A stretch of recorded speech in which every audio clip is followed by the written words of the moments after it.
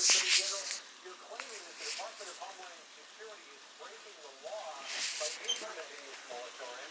Make that argument for us. How do you make that case? So a couple of arguments that we have. One, we had an agreement with the previous administration that for the next 6 months, no priorities would change on immigration, nothing would change. So we have an agreement with the federal government relating to that specifically. But even without that, it's clearly a violation of federal law, statutory law, and the Constitution for the executive branch to decide that they are no longer going to enforce immigration law. That's not up to the president. If the president wants that changed, as a Democratic Congress, and if he wants to get that changed, he can change immigration law.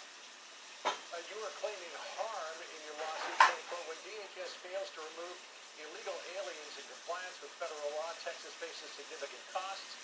A higher number of illegal aliens in Texas leads to budgetary harms, including higher education and health care costs. And this on Sunday morning from the former DHS Secretary, Acting Secretary Chad Wolf. I'm afraid that some of the actions that President Biden and the administration has taken is actually going to cause an immigration and border security crisis on our southwest border, and that's something that we don't need right now. How does the moratorium and deportations end up with a crisis on the southern border? Well, former Secretary Wolf is right. We already see this coming our way from our southern border. It seems to have been curtailed, and it seemed like the federal government had gotten it under control with the Trump administration. Now suddenly there's much more talk about people coming across the border.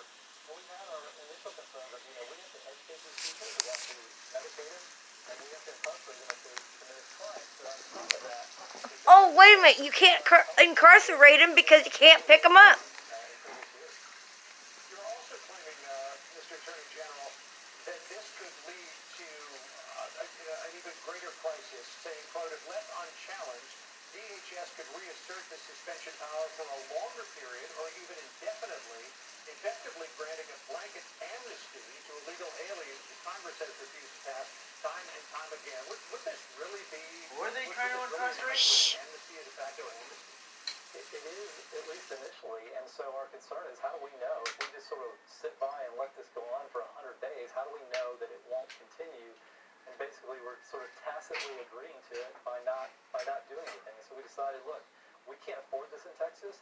We need federal law to be followed. It's a benefit to our citizens to federal law be followed, and so we felt like this was a time to try to go to court and stop it.